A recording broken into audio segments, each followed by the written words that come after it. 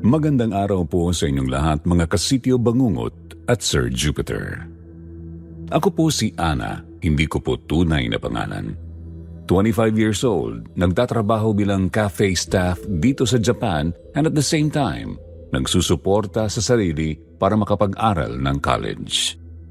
Gusto ko lang pong i-share sa inyong tungkol sa naging karanasan ko nung inireto ako ni Tita Eileen, stepmom ko, sa kaibigan niyang Kano. Noong 2023 po ito, ang purpose niya po talaga noon magkaroon ako ng magandang kinabukasan. Kaso, ang perfect picture niyang plano ay naging bangungot dahil sa binook niyang Airbnb para sa amin. Michael na lang po ang ipapangalan ko sa AFAM. Nasa 40s po siya nung time na yon. Nagbakasyon sa Manila kaya grinab ni Tita Eileen ang pagkakataon na maipakilala ako. Though, nung time po na yon, hindi po talaga ako sang-ayon sa plano niya since ang gusto ko po ay makapag-aral. Pero nangako siyang si Michael ang siyang sasagot sa pangarap kong yun. Pagdating po nung araw na nakaschedule kaming magkita ni Michael, maaga akong umalis ng bahay. Nung nasa cafe na ako kung saan kami supposed to be magkikita ng kamit ko, nag-send si Tita Eileen ng receipt sa Airbnb na binook niya para sa amin ni Michael. Nagtaka ako nung una kung para saan yun. Akala ko para kay Michael lang, pero para pala sa aming dalawa. Hindi naman sana ako payag pero kung ano-ano ang inirason sa akin ni Tita to the point na nawalan ako ng choice. Di ang nangyari, imbis na mag-aantay na lang sana ako kay Michael, pinuntahan ko na muna ang binook ni Tita Eileen base sa request niyang puntahan ko raw para i-check yun. Sumakay ako ng motorsiklo papunta doon. Napatingin sa akin ang driver, salubong ang kilay, tapos balik ulit ang tingin doon sa screen. Nagtaka ako sa ikinilos niya so nagtanong ako kung ano ang problema. Sigurado ka bang Airbnb ito, ma'am? Sementeryo to eh. Binasa niya ang address sa akin at itinuro ang daan papunta doon. Meron pa siyang tinawag na tao para i-confirm na address nga ng isang public cemetery yung nakalagay doon sa digital receipt. Ako na walang alam, tinawagan ko kaagad si Tita Eileen. Ayon, kinonfirm niyang doon nga yun sa sementeryo. May maliit daw doon na bahay na gated. Yun ang Airbnb. Tinanong ko yung driver tungkol doon. Aniya, meron ngang ganong bahay doon pero sa pagkakaalam niya matagal na yung abandonado. Kinabahan ako na baka na-scam si Tita. So ang ginawa ko, nagpatuloy pa rin ako papunta sa address. Kinakabahan na talaga ako ng sobra nung time na yon at panay ang tingin ko sa digital ticket. Actually, kita ko dun sa ticket tig 500 pesos lang per night yung cost ng Airbnb, which is too good to be true. Ang mahal-mahal kaya ng mga ganon, tapos ilang araw pa ang stay namin. 1 linggo to be exact. Matanda na si Tita Eileen, nasa 50s na kaya madali siyang mauto sa mga ganon. Napakamot na ako sa ulo nung time na yon kasi hindi ko alam kung matutuwa ba ako dahil sa naging outcome o sadyang maiinis ako kasi nakakahiya rin sa tao kung sakaling pag-antayin ko siya. Tsaka alam ko naman na yung ugali ni Tita. Kapag alam niyang palpak siya, sa akin ang sisi. Worse pa niyan, kung meron siyang binayaran, ako ang pababayarin niya, knowing na wala akong trabaho. 45 minutes later, tumigil ang motorsiklo. Sabi ng driver, yun daw yun. Inobserbahan ko yung labas. Hindi masyadong matao yung lugar na yun at hindi rin ako masyadong pamilyar. Meron namang mga kabahayan doon pero malayo-layo sa sementeryo. Lubak-lubak pa yung daan kasi hindi pa sementado. Sa tapat naman nung pinagparahan namin isang gate na kulay brown. Hindi siya fully covered, may steel bars na magkakahiwalay yung dulo, kaya medyo nasisilip yung loob. Bumaba ako ng motor at nagtao po sa gate. Ilang saglit lang may nagbukas at sinalubong ako ng isang matandang babae. Nasa 80 years old na siya. Mahaba yung buhok niya, kulay puti, kulubot na ang balat at napaka-dark nung mata niya. Ang kapal-kapal ng suot niyang damit, pinagpatong-patong na shirt at blouses. Wala siyang sapin sa paa at may kaiksian yung palda niya. Nauutal kong tinanong kung Airbnb talaga yung bahay sa loob. Ipinakita ko sa kanya ang digital ticket na sinend ni Tita Eileen. Tiningnan niya ito ng maigi bago tumango. Pinapasok niya ako sa loob. Tumambad ang isang maliit na bahay sa loob. Sa tingin ko mukhang abandonado na nga kasi may sira-sira na ang harapan. Concrete naman siya pero hindi fully furnished. Hindi tapos yung pintura sa pader.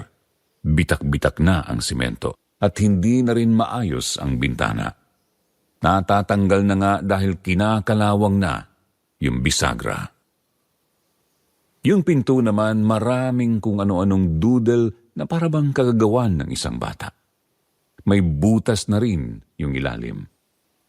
Nung hinawakan ko ang doorknob, nandiri ako. Basa kasi at malagkit. Sinubukan ko namang buksan, kaso madulas kaya tinulungan ako ng matanda. Pagbukas niya, biglang may malaking bubuyog na tumama sa noo ko. Nahulog ito sa paanan ko. Nanlaki ang mga mata ko nang makitang napakalaki talaga. Hindi yung usual size. Nung pupulutin ko na sana, bigla na lang lumipad. Naalala ko yung sinabi sa akin ni Lola dati na kapag may mga ganung senaryo, hindi na dapat ako tumuloy sa loob. Kasi yun ay masamang balita.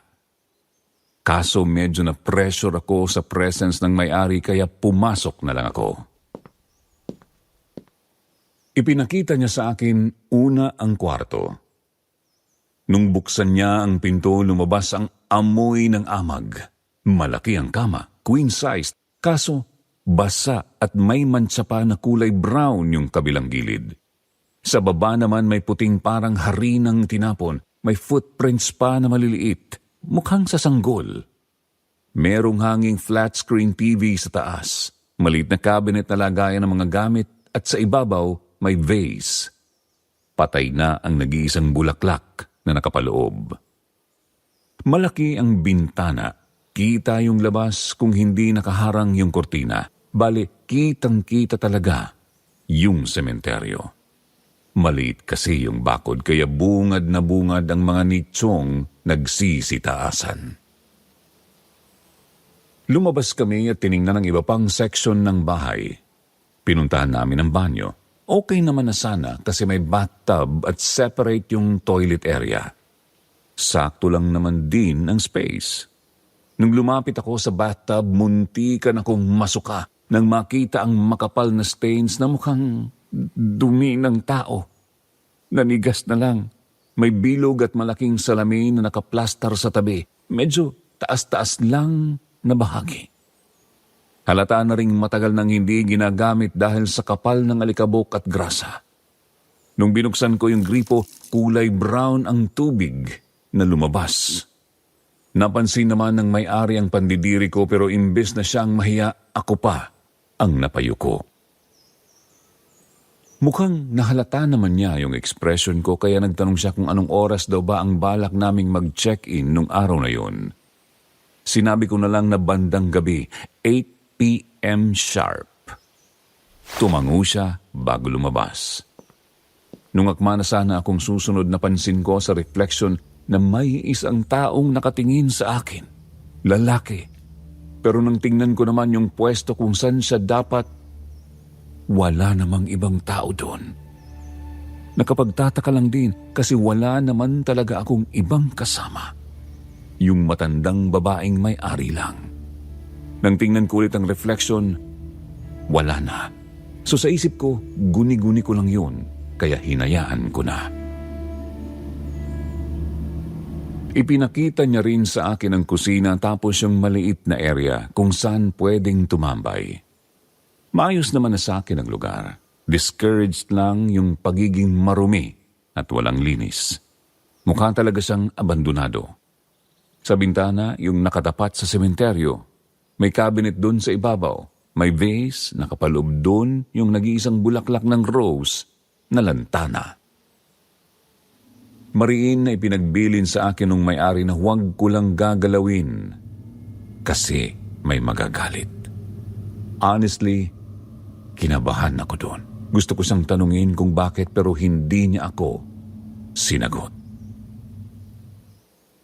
Pagkatapos ng viewing, tinanong ko siya kung bakit ganun na lang kababa ang offer niya sa guests. Aniya, sadyang bago pa lang yung Airbnb. 5 buwan pa lang ang nakalipas since nung nagbukas kaso matumal at wala masyadong pumupunta. Kaya ang naging solusyon niya, ibaba pa yung rate para lang magkaroon ng customer. Sayang din daw kasi, pinamana pa yun ng kanilang magulang. Ang nagmamanage talaga noon ay anak niyang lalaki. Itatago ko na lang sa pangalang Tristan. Yang kaso raw, hindi naman magampanan ang trabaho niya kaya siya napilitang mag-look after noon. Naging valid naman para sa akin yung reason niya, Sir Jupiter. May plano pa nga sana akong bawiin yung binigay ng stepmother ko pero naudlot nung sinabi niyang kailangan niya rin ng pera pampagamot sa apo niyang nasa ospital. Kung sakali man daw na aalis kami o hindi tutuloy, non-refundable yung binayad. Nabigla ako doon kasi para bang nababasa niya ang nasa isip ko. Mapakla na lang akong ngumiti sa kanya at sinabing goods na ako sa Airbnb na yon. Pagkatapos kong masettle yung Airbnb, pumunta na ako sa cafe kung saan kami supposed to be magkikita ni Michael. Pagdating ko, nandun na siya. Kumain na muna kami, tapos namasyal. Mga 8:30 nakasakay na kami papunta sa Airbnb.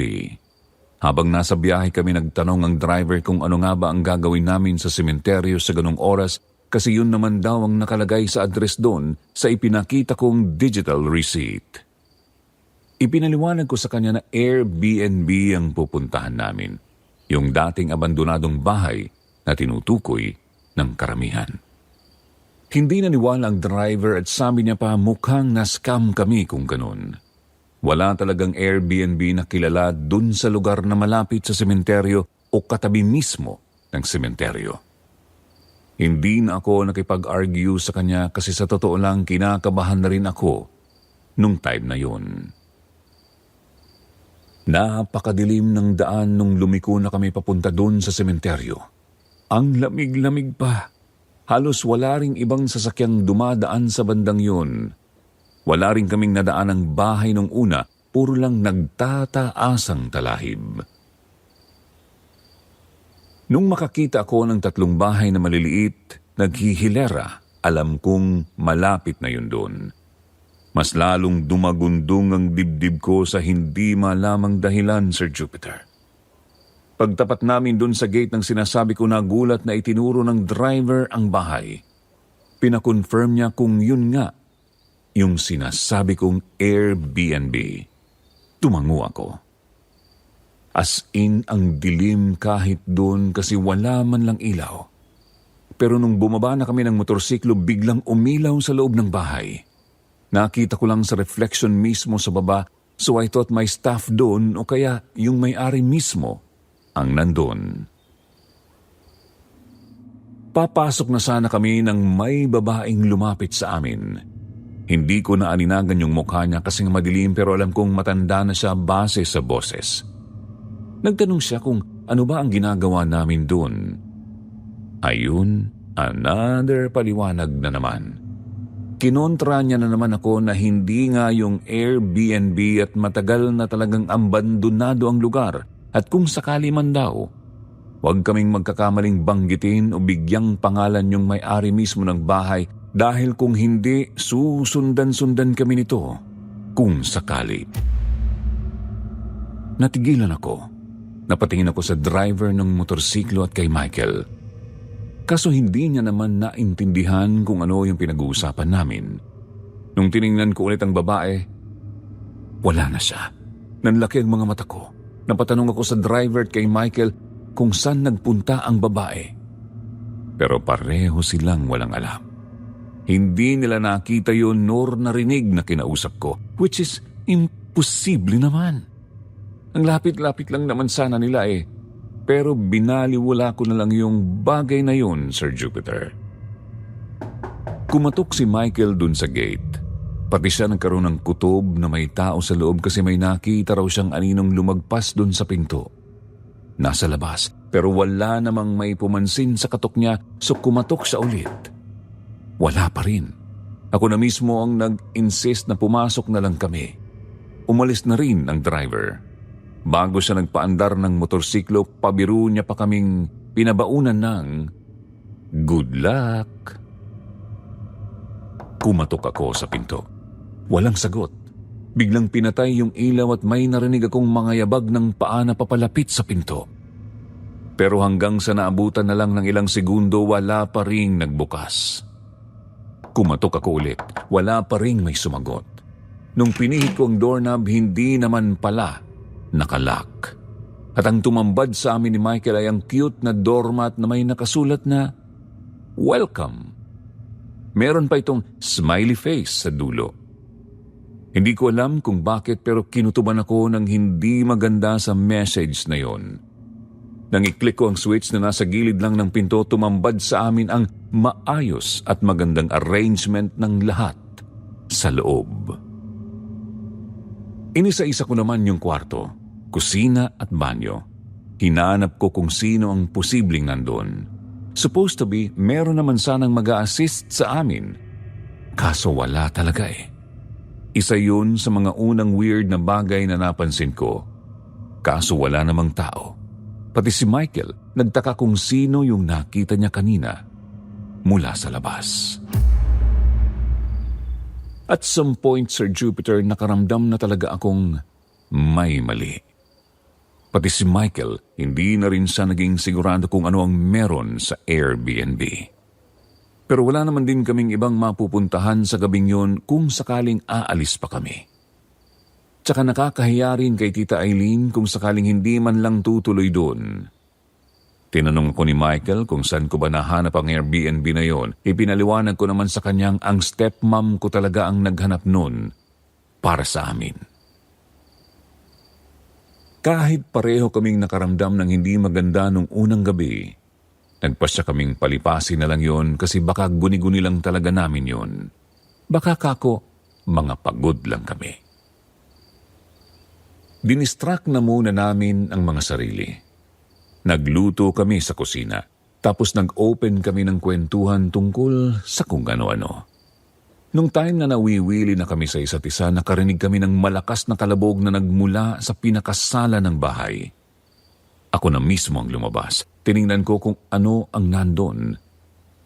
Pero natigilan ako nung biglang magpatay-sindi ang ilaw. At ilang saglit lang ang nakalipas, napansin ko ang isang anino sa gilid ng isang malaking halaman. Natataranta pero mahinahon kong tinawag si Michael mula sa kusina. Hindi ko nagawang galawin ang mga paa ko paalis sa pwesto na yon. Hindi man lang natinag ang anino. Isa pa sa nakakatakot nung time na yon ay ang dahan-dahan niyang pag-angat ng kamay niya sa direksyon ko. Panay ang atras ko. Tawag ng tawag kay Michael kaso mukhang hindi niya naman ako marinig. Natumba ako sa sahig. Naninikip ang paghinga at pawis na pawis. Halos lumabas na rin ang dibdib ko sa tindi ng kaba. Pero bigla akong natauhan ng maramdaman ng marahang kalabit mula sa likuran. Nakita ko ang sariling nakatayo dun sa sala, nakatingin sa bandang halaman na malaki sa gilid at nanginginig ang mga kamay. Nung tingnan ko kung sino yung nasa likod ko, si Michael pala. Takang-taka kung ano ang nangyari sa akin. Ako hindi ko rin alam kung bakit ako nandun. Hindi ko kaagad naalala kung bakit ako pumunta sa bandang yun at kung ano man ang nangyari. Saka ko lang yun naalala nung bumalik na kami ng kusina. Wrong timing pa nga kasi nag-uusap kami nung time na yun ni Michael ng kung ano-ano na pang-distract sana. Pagkatapos kong magluto, manunood sana kami ng movie sa loob ng kwarto. Nung palabas na kami ng kusina, may tumawag sa kanya. Ang ginawa ko, instead na pumunta sa kwarto, nagstay na muna ako sa kusina. Nung time na ako na lang mag-isa, naramdaman ko ang biglang paglamig ng hangin. Yung tipong parang naka-aircon, kaso wala namang ganun dun sa loob. Tsaka hindi rin nakabukas ang mga bintana. Kumabog na naman ang dibdib ko dahil sa kung ano-anong pumapasok sa isip ko. Since tapos naman na ako sa pagluto, padabog akong lumabas ng kusina. Nung papasok na sana ako sa kwarto, napansin ko yung vase na may nakalagay na lantang bulaklak. Nakaramdam ako ng something sa bagay na yon.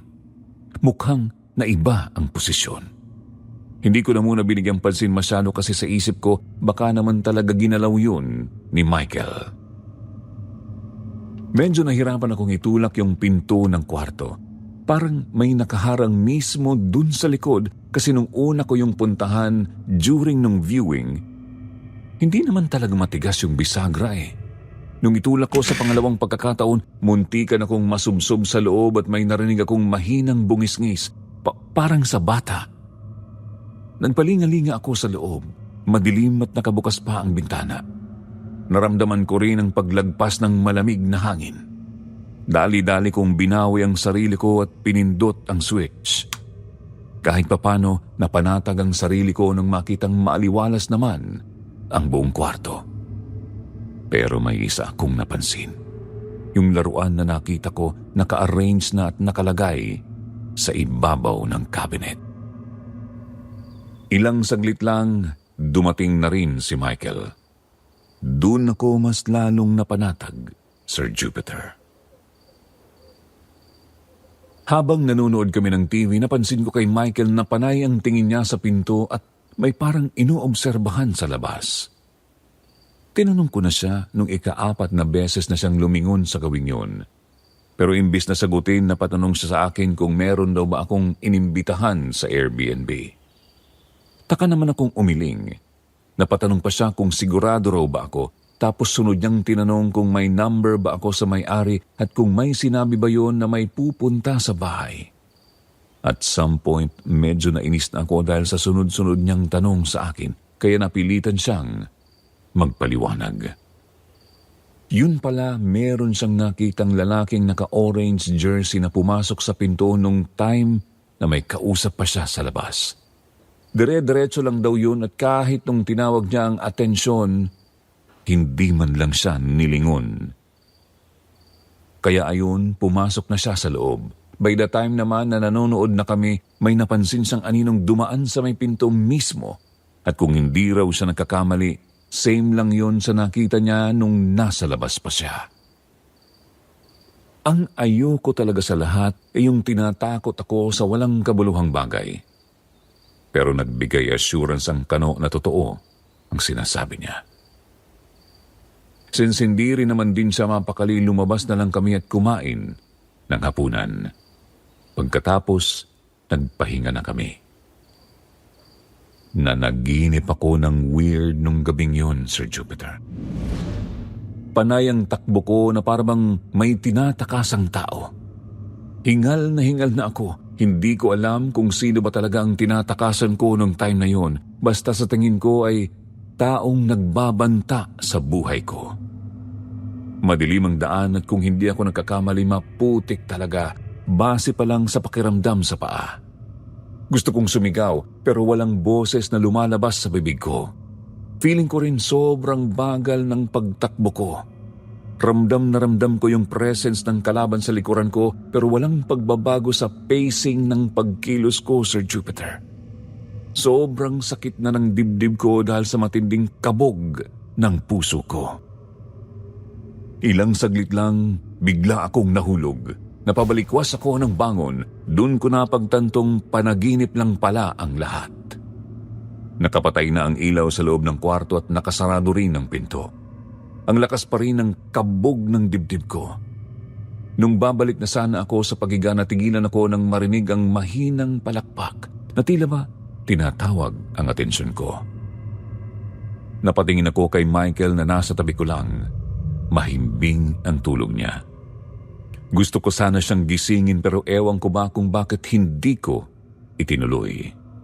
Naisip kong baliwalain na lang sana yung bagay na yun kaso nung mahiga na ako, narinig ko ulit ang pagklap at that time malapit-lapit na sa kama.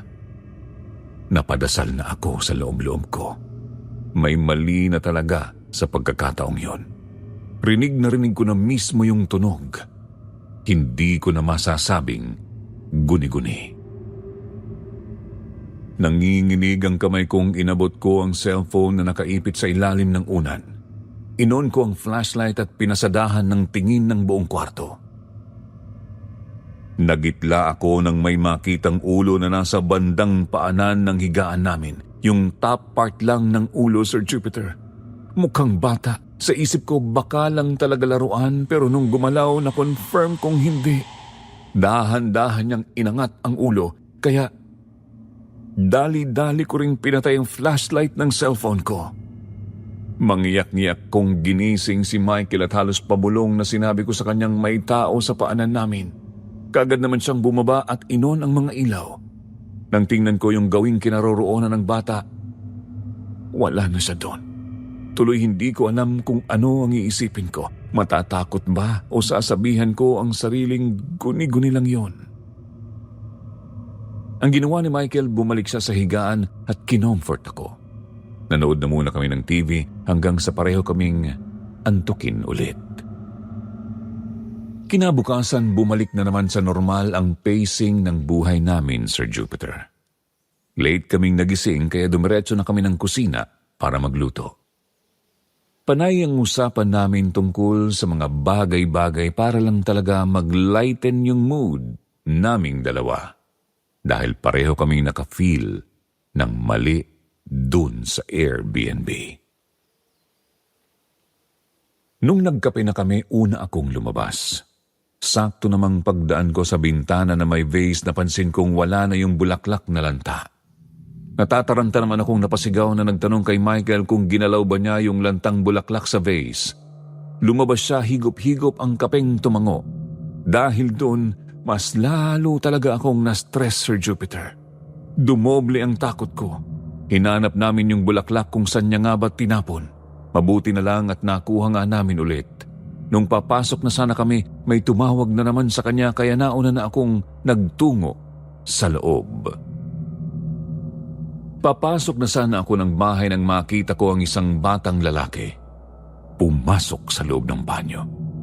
E di ang ginawa ko, inantay ko na muna si Michael. Alam kong may mangyayaring hindi maganda if ever pumasok ako ng mag-isa. Nung matapos na ang tawag, sinabi niyang maliligo daw muna siya at aalis kami after breakfast din. Inilagay ko yung bulaklak sa vase. Napansin ko yung petal na may ibang kulay. I mean, rose po kasi, Sir Jupiter. Pero may patak-patak na tuyong darker. Parang dugo. Nanindig ang balahibo ko. Ginawa ko, itinapon ko na lang ng derechahan ang vase. 15 minutes later, lumabas si Michael galing sa banyo. Wala siyang suot na shirt, kaya napansin ko kaagad ang lamat ng maliit na kamay sa bandang balikat niya. Pulang-pula na parabang napaso. Hingal na hingal din siya nung lumabas. Taka akong nagtanong sa kanya kung ano ba ang nangyari. Aniya may nakita siyang bata sa loob at sa pagkataranta niya, nadulas siya.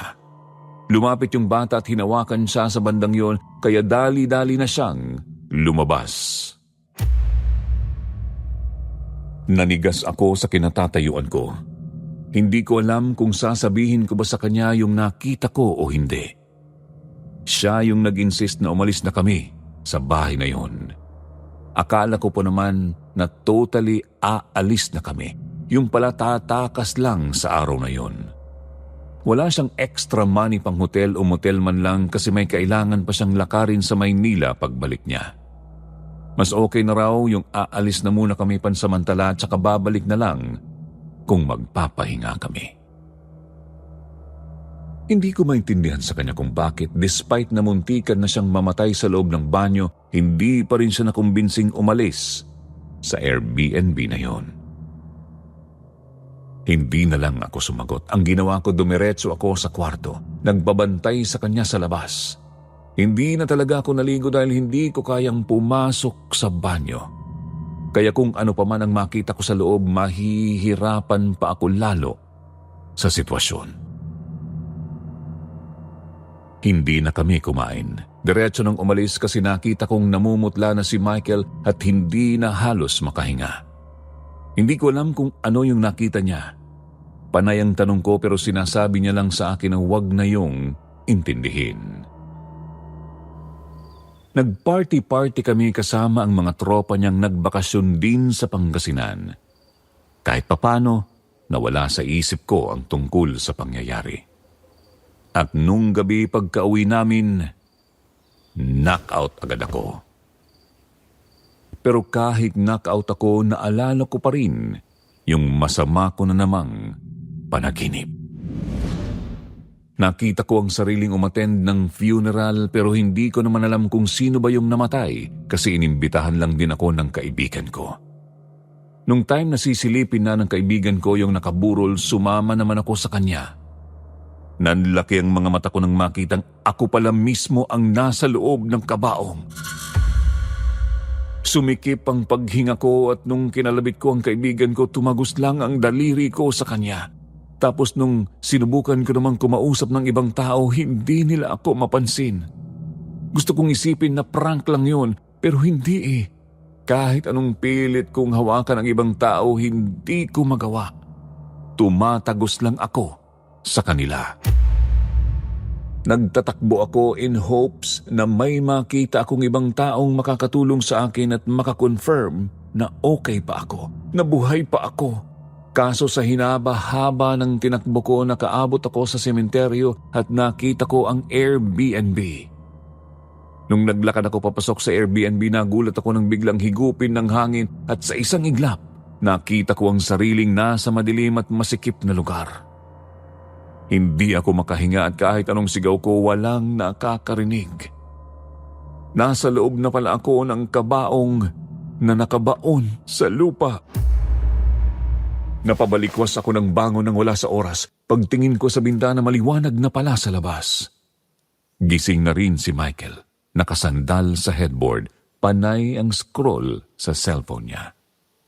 Nang makita niya akong gising na, sinabi niyang magluluto na muna siya ng breakfast namin tapos aalis kami ulit dahil may kailangang puntahan. Though hindi ko siya masyadong narinig sa sinabi niya, tumango na lang ako. Ilang minuto muna akong natulala. Napaisip tungkol sa panaginip na yon. Hindi ko alam kung ano nga ba ang ibig sabihin noon pero may pakiramdam akong mali talaga. Pinuntahan ko si Michael sa kusina at nakipag-usap sa kanya tungkol sa naging panaginip ko nung gabing yun. Panay lang ang tango niya. Pagko ay sinabing baka lang talaga dahil sa pagod o kaya na may napapa-overthink ako masyado sa mga bagay-bagay. Pero nagsuggest siya na mas makabubuti pa rin kung kausapin na lang namin ang may-ari ng Airbnb para makasiguro kami na safe ang bahay na pansamantalang tinutuluyan namin. Ang kaso, ang mahirap. Wala man lang akong contact number sa kanya at hindi rin siya nakatira sa malapit. Kaya nag-decide kaming dalawa na kung sakali mang may chance kaming maka-encounter ang may-ari sa kahit saan, kakausapin na lang namin. Pero kahit anong mangyari, maghahanap kami ng motel o hotel na pwedeng tuluyan niya habang nasa Pangasinan pa. Kahit papano ay gumaan-gaan yung pakiramdam ko dahil sa planong yon. Kaso hindi ko rin naman inaasahan na magiging plano lang pala yun. Walang katuparan. Umalis kami sa Airbnb. Hinanap namin yung may-ari kaso nabigo rin kami. Nagtanong-tanong pa kami sa di kalayuan ng sementeryo kung meron silang alam tungkol sa kung sino ang may-ari ng Airbnb. Kaso wala. Ang alam lang talaga ng ilan doon ay matagal nang abandonado ang lugar na yun.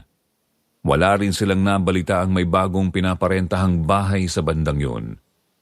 Akala ko naman, alam ko na sa sarili kong may mali talaga pero si Michael iniisip niya pa rin na baka may pinaka-behind pang paliwanag tungkol doon sa Airbnb kaya naghanap-hanap pa kami ng ibang taong makakikilala sa may-ari. Kaso hanggang sa dumating na lang kami sa syudad, wala talaga. Inabot na lang kami ng tanghali pero wala kaming naging balita. Si Tita Eileen na nga lang sana yung pag-asa kaso blinak siya nung may-ari. Hiningi namin yung account pero hindi rin makita nung isearch namin sa Facebook. Nang makauwi kami, gabi na. Kinutuban ako ng masama nang makita ang ilaw sa loob na patay sindi. Tapos may nakita na naman ako sa bintanang may dumaan na lalaking naka-jersey. At that point, Sir Jupiter, may dugo na yung likod niya. Kagad kong itinuro kay Michael yung lalaki pero wala naman na siyang nakita. Nag-alinlangan na akong pumasok pero binigyan naman ako ng assurance ng kano na wala akong dapat ikatakot. Posibleng tinatakot ko lang talaga ang sarili ko. Nahirapan akong kumbinsihin ang sarili ko nung mga oras na yon pero nung tumigil ang pagpatay-sindi ng ilaw saka lang ako napanatag. Pumasok kami sa loob, diretso na kaming nahiga kasi parehong pagod kakalakad sa kung saan-saan mahanap lang ang may-ari ng Airbnb. Kaso hirap na hirap akong matulog. Bandang 3 a.m. bumangon si Michael at umalis. Akala ko pa naman nagbanyo lang pero inabot na lang ng 30 minutes hindi pa rin siya bumalik. Nung bababa na sana ako ng kama para tingnan siya, biglang nagpatay-sindi ang ilaw. Napaurong ako bigla. Pagtingin ko sa baba natigilan ako nang makita ang laruan na itinapon ko ng first night namin sa Airbnb. Nandun mismo yun sa tabi ng kama kung saan ako nakapwesto. Mas lalo pa akong binalot ng takot nang biglang bumukas ang pinto at sumara ito ulit ng malakas. Sumigaw ako sa pagkabigla. Narinig ko si Michael sa labas. Katok siya ng katok na parabang natataranta na. Hindi ko naman magawang makaalis doon sa kama kasi sa isip ko baka biglaan na lang hilahin pa ilalim ng kama o kung ano pa. Mabuti na nga lang at nagawang buksan ni Michael yung pinto. Sinira niya na lang para makapasok lang doon. Napatakbo ako sa kanya. Nag-iiyak na parang bata. Walang ibang lumabas sa bibig ko nung time na yon. Gusto kong umalis. Bahala na kung saan kami pupulutin basta kailangan naming umalis. Ang nangyari pareho na kaming hindi nakatulog. Pinaabot na lang namin ng umaga. Nung mag 6 a.m. kumain na kami. Tahimik kami pareho, traumatized sa pangyayari. Nahihiyaman tinanong ko siya kung alanganin na ba siyang magstay sa Airbnb na yon since pareho kaming hindi komportable sa sitwasyon. Hindi siya sumagot. Habang kumakain kami naramdaman ko bigla ang malamig na kamay na humawak sa paa ko at hinila. Mabuti na nga lang at nakakapit ako sa sandalan ng upuan kasi kung hindi siguradong bagok ang ulo ko. Kaagad na paaksyon si Michael nang makita niya ang nangyari. Panay ang tanong niya kung ano ang nangyari at habang silip ng silip sa ilalim ng mesa. Ako naman nanginginig na habang nakaupo lang doon. Ramdam na ramdam ko pa rin yung malamig na lapat ng kamay sa paa ko. Ilang saglit lang narinig ko ang pagmumura ni Michael. Hinawakan niya ang paa ko at may hinimas-himas bandang sakong kung saan ako hinawakan ng kamay. Dahan-dahan akong napatingin sa kanya at nagtanong kung ano ang meron. Hinawi niya ang kamay na nakahawak doon sa part na hinawakan ng hinila at nanlaki ang mga mata ko nang makita ang lamat ng maliit na kamay. Same doon sa lapat ng kamay na nasa balikat niya. Doon kami parehong mas lalong nataranta kaya kahit hindi pa tapos kumain, lumabas na kami. Walang palit-palit ng pajama at muntika na nga rin akong umalis ng nakapaa dahil sa pagkataranta. Pareho kaming walang alam kung saan ang magiging destinasyon nung time na yon. Ang gusto lang talaga namin, makaalis. Habang nasa labas kami, napatanong ako sa kanya kung kailan niya balak maghanap ng motel o hotel na pwede naming tuluyan. Tumingin siya sa akin at nagtanong kung meron din ba akong sapat na budget para doon. Napahiya ako bigla. Wala eh. Ang akala ko rin kasi nung time na yon kahit siya na lang sana ang gumastos para sa panghotel since siya naman kasi ang may gustong makipagkita. Nakakahiya, oo, pero mas inaalala ko na yung safety namin at that time. Nung sinabi kong wala, mapakla siyang napangisi at sinabing mas makabubuti na lang daw siguro kung umuwi na lang siya ng Maynila at ako naman sa bahay ng stepmom ko. Kaso wala rin akong budget nung time na yon para mamuhay mag-isa sa loob ng ilang araw. Hindi ko naman makausap ng maayos ang stepmom ko kasi puro lang siya asa sa kano. Dito na mas lalong naging off ang sitwasyon, Sir Jupiter. Hindi ko na alam sa point na yon kung ano ang gagawin, kung i-chat-chat ko ba si Tita Eileen tungkol sa sitwasyon namin o haharapin na lang yung kamatayan na nag-aabang doon sa Airbnb. Feeling ko kasi talaga nung time na yon wala na kaming takas kung sakaling babalik pa kami.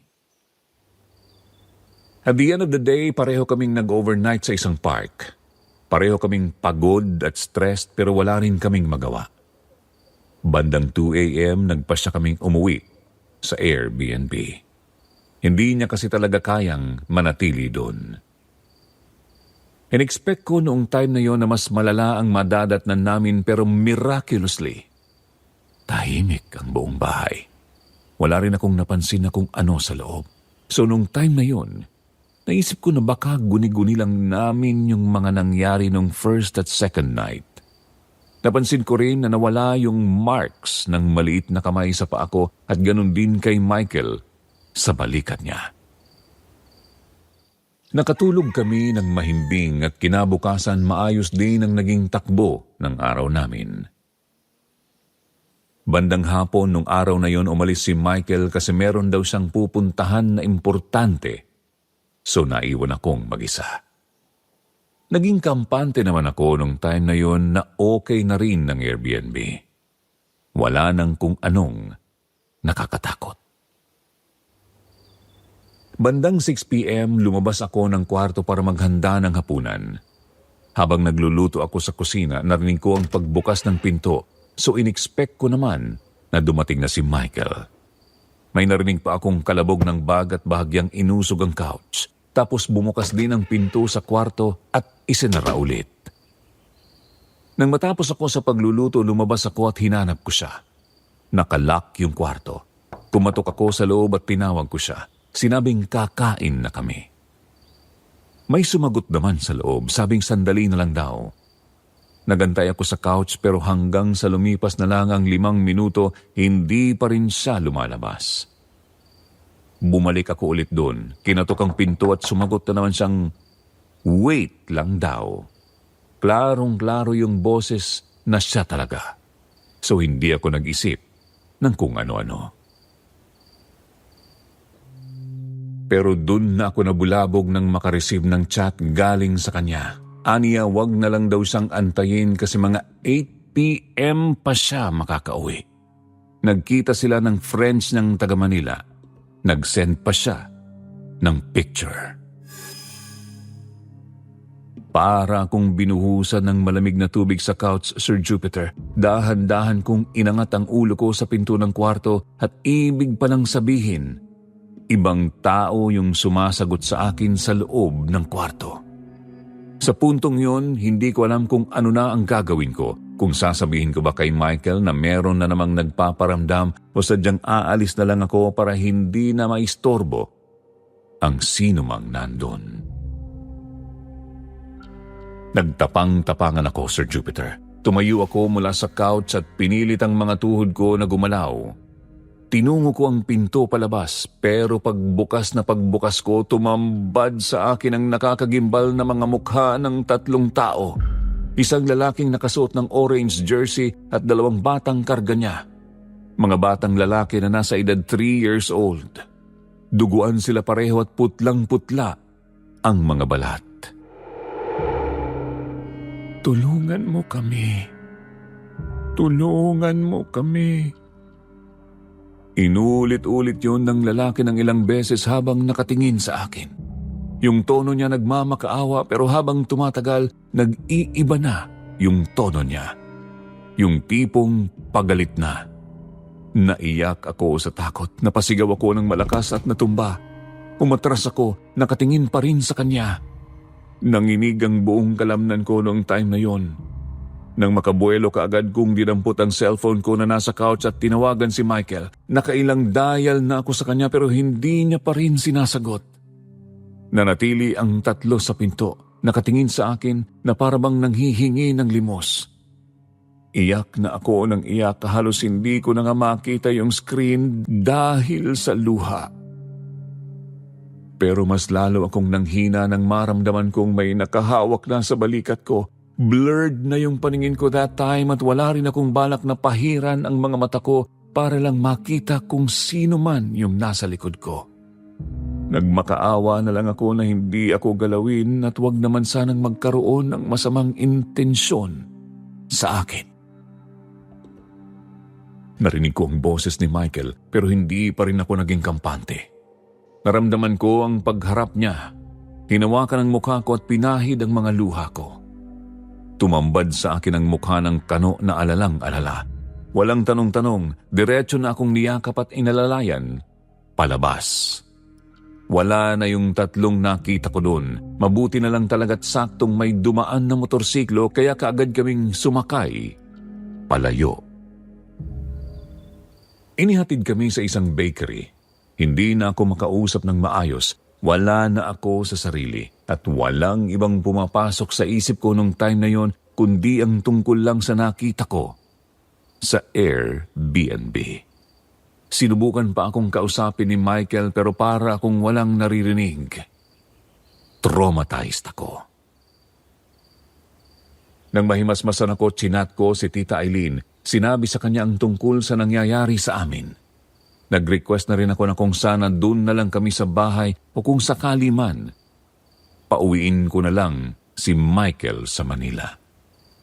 Pero hindi siya pumayag. Marami siyang excuses, reasons kung bakit hindi ako pwedeng basta-basta umalis doon sa Airbnb. Maganda raw yung naging usapan nila sa may-ari at nakakahiya kung magre-refund pa siya. Kung sakaling aalis kami, hindi pwedeng hindi maibalik ang pera sa kanya na ginastos niya para sa amin. Kung ano-ano na rin ang sinabi niya sa akin na napakalayo na sa simpleng pakiusap ko. Kaya wala pa rin akong nagawa. Wala akong naging choice nung time na yon kundi ang bumalik pa rin sa tinutuluyan namin. Kinapalan ko na nga rin ang mukha ko at sinabi kay Michael na kung pwede, siya na lang ang maghanap ng matutuluyan namin. Kaso hindi rin naman siya interesado. Willing siyang bumalik sa Maynila kung pagagastusin ko siya ng ganun kalaki. Naipit ako sa sitwasyon, Sir Jupiter. To the point na sinisi ko na nga lang din ang sarili ko dahil doon. Pagpatak ng 8:30, nagpaalam sa akin si Michael na meron siyang pupuntahan. Sinabi niya rin sa akin na kung gusto ko raw umalis at bumalik na lang sa bahay, mas makabubuti na yon. Ang tindi ng sakit na naramdaman ko nung time na yon, Sir Jupiter. Hindi ko alam kung ano yung emotion na dapat mauna. Magalit kay Michael, mahiya sa sarili, o matakot sa Airbnb. Saktong pag-alis ni Michael, may babaeng lumapit sa akin. Familiar yung figure niya. Parang nagkita na kami somewhere. Nang umupo siya sa upuang nasa harapan ko, ngumiti siya at nagsalita. Doon ko siya naalala. Siya yung babaeng unang lumapit sa amin pagdating sa sementeryo. Nagpakilala siya bilang Manang Josephine. Isa siya sa mga nakatira, hindi kalayuan sa Airbnb. Aniya, saksi siya sa kwento ng Airbnb at kung bakit kailangan nga naming umalis doon sa lalong madaling panahon. Ito po ang naging kwento niya sa akin. Matagal nang nakatayo ang bahay na yun doon, around 1970s pa. Nakilala niya na rin ang mag-asawang nakatira doon na biniyayaan ng isang anak na lalaki. Sepulturero ang asawang lalaki na itatago na lang sa pangalang Edong. Isang araw umuwi siyang may dalang 2 sanggol. Napulot niya mismo sa sementeryo, so inampun nila ang mga bata at pinalaki. Saksi si Manang Josephine sa picture-perfect na pamilya. Pero noong 2018, mga nasa second week ng November ng gabi, nabulabog ang mga residente nang marinig ang malakas na putukan sa di kalayuan. Maaga pa, 7:00 pa lang talaga, saktong kumakain sila Manang Josephine. Yung asawa niyang ususyero kaagad silang pinatago at siya na mismo ang lumabas para tingnan kung ano ang nangyayari. Nag-alala si Manang Josephine kaya lumabas siya. Siniguro niya munang nakatago ang mga anak niya at ligtas ang mga ito kung sakali mang may mangyaring hindi maganda. Paglabas niya, nakita niya ang ilang taong nagkukumpulan sa labas. Mga kapitbahay niya, puro kawawa ang naririnig niya. Pero wala pa rin siyang naging ideya kung ano ba talaga ang nangyari. Ilang saglit ang nakalipas, sunod-sunod na namang putukan ang narinig, kaya nagsitakbuhan na ang mga tao pabalik sa kani-kanilang bahay. Nakita niya ang asawang nakatago sa likod ng mataas na talahib, kaya dumiretso siya sa direksyon niya. Natigilan si Manang Josephine nang makita niya si Tristan. Tumatakbo na parabang takot na takot. Dala-dala niya ang 2 bata sa kanyang balikat. Parehong umiiyak. Panay ang sigaw niya sa nanay niya. Nagmamakaawa na patawarin siya. Lumuhod pa nga siya sa kalsada. Inilagay ang 2 bata doon at umiiyak na nagmamakaawang huwag siyang galawin at ang mga bata. Nakita niya ang asawa ni Edong may hawak na baril, nakatutok sa 3 inosenteng mga anak na nasa kalsada. Nanginginig ang mga kamay niya, alanganing barilin ang mga ito. Sigaw siya ng sigaw pero hindi maintindihan yung gamit niyang dialect.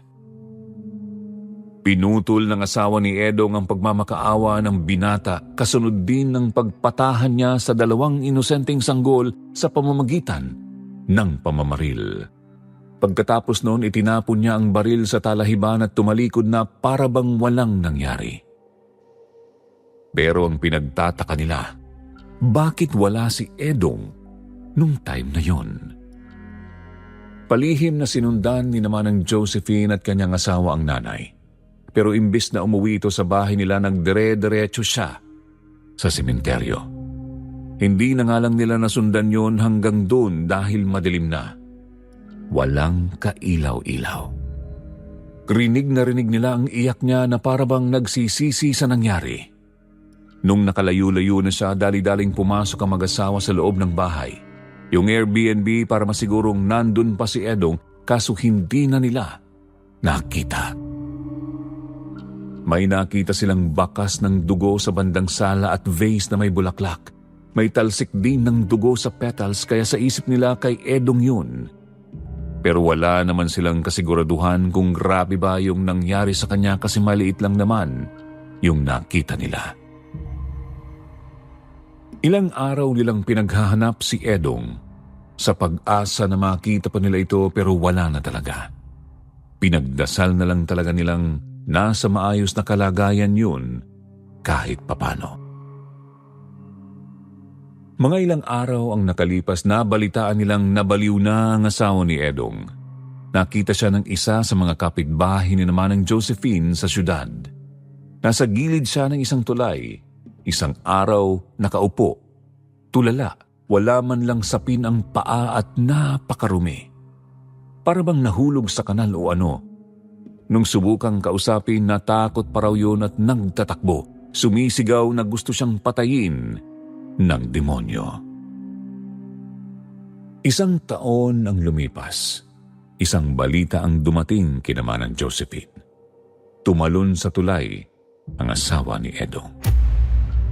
Kaya imposible talagang merong taong nag-alaga ng abandonadong bahay na yun na sinasabing Airbnb. Posible daw na na-scam kami o sadyang may dahilan kung bakit kami napadpad doon. Nanindig ang balahibo ko sa sinabi ni Manang Josephine, Sir Jupiter. Nagtanong siya sa akin kung ano ba ang hitsura ng babaeng nakausap ko sa Airbnb at baka kilala niya nga. Dinescribe ko naman yung physical appearance niya. Saglit na natahimik si Manang Josephine bago kinumpirmang ang asawa nga yun ni Edong. Lumakas ang kabog ng dibdib ko sa narinig. Gusto ko sanang tumawa sa sinabi niya pero alam kong seryoso yun. Pero kung sakali mang multo na lang niya yun, ibig sabihin hindi pa pala siya matahimik. Nagsisisi kaya siya sa mga ginawa niya? Posible kayang makapagbigay pa siya ng information sa kung ano ang nangyari. Pero kung sakaling totoong patay na siya o siya nga yung nakausap ko, paano siya nakapag-chat kay Tita Eileen? Kinumbinsi ako ni Manang Josephine na umalis na lang doon kesa naman magantay pa ako sa kung ano pa ang posibleng mangyari. Naikwento ko rin sa kanya yung mga nangyari sa amin ni Michael nung time na dinikitan kami ng mga maliliit na kamay ng bata. Aniya, posibleng pinaglalaroan lang kami ng kambal. Wala naman na silang kakayahang gumawa ng kung anong mas malala pero nasa gilid kasi kami ng sementeryo. Posibleng ibang nilalang ang magka-interes sa amin at mapahamak pa kami pareho. Sinamahan ako ni Manang Josephine sa Airbnb para kunin ang mga gamit ko. Nung time na pumunta ako ng banyo, nakita ko na naman ang reflection ng lalaki pero hindi ko na aninag ang itsura niya. Dali-dali ko na lang kinuhang mga gamit ko doon at kaagad namang umalis. Pero nung time na lumabas na ako ng Airbnb kung saan din naghihintay si Manang Josephine sa akin, nangunot ang noo ko nang mapansing wala na siya doon as in hindi man lang siya nagpaalam na aalis siya o ano. So ang ginawa ko, since gusto ko ring magpasalamat sa kanya sa pagiging open sa kwentong yon, dumiretso ako sa kabahayan di kalayuan sa Airbnb. Mabuti na nga lang at meron akong nakitang isang lalaking nakatambay sa labas. Nasa 60s na siya. Tinanong ko siya kung kilala niya ba si Manang Josephine. Dinescribe ko pa yung mukha niya. Napapakamot ang lalaki na parabang litong-lito. Matagal na siyang patay, iha. Kaano-ano mo ba siya? Nanlamig ang buong katawan ko sa narinig. Hindi ko alam kung pinaglalaroan ba ako ng panahon ng mga oras na yon o sadyang biro lang yon ng lalaki. Napansin niyang namutla ako kaya nagpatuloy siya sa pagpaliwanag.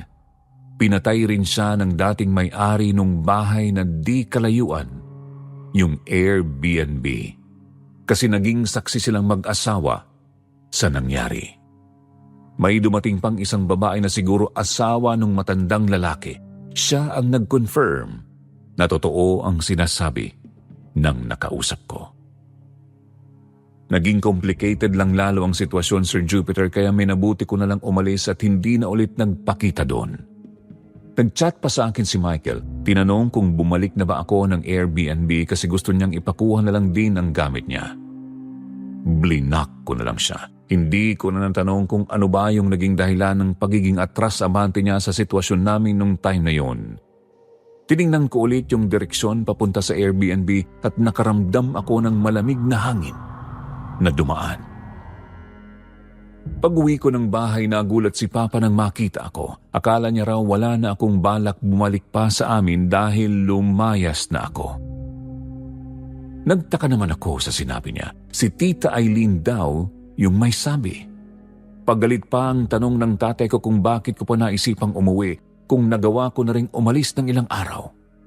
Okay na raw yun na practice. Ipinaliwanag ko naman kay Papa ang tungkol sa pakikipagkita ko kay Michael, yung kano na kaibigan ng bago niyang asawa at pag-set up sa aming dalawa sa isang delikadong lugar. Hindi nakinig si Papa sa akin kaya inantay namin si Tita Eileen na umuwi. Saktong pagdating niya, tinaasan niya ako ng kilay kasi napaaga ang uwi ko. Gumuho ang mundo ko nang aminin niya ang kanyang pakay nung time na yon. Gusto niya akong mawala sa pamilya para silang dalawa na lang ni Papa ang magkasama. Wala namang sinabi si Papa para ipagtanggol ako at mukhang alam niya pa ang tungkol doon. With that, umalis ako permanently. Nagsumikap ako sa Maynila, nag-ipon at pumunta sa Japan. Sa ngayon po, maganda-ganda na rin ang buhay ko kahit papano. Pero sa murang apartment kong inuupahan ngayon, nakakaramdam talaga akong may mali minsan. Pero hindi ko na lang din sila pinapansin masyado as long as wala silang intensyong masama sa akin. Totally cut na po ang communication ko sa pamilya ko. Matungkol sa Airbnb na yon, may nakita akong post recently. Pinaganda na yung bahay at hawak na rin ng isang mayamang negosyante. Ginawa niyang personal house yun.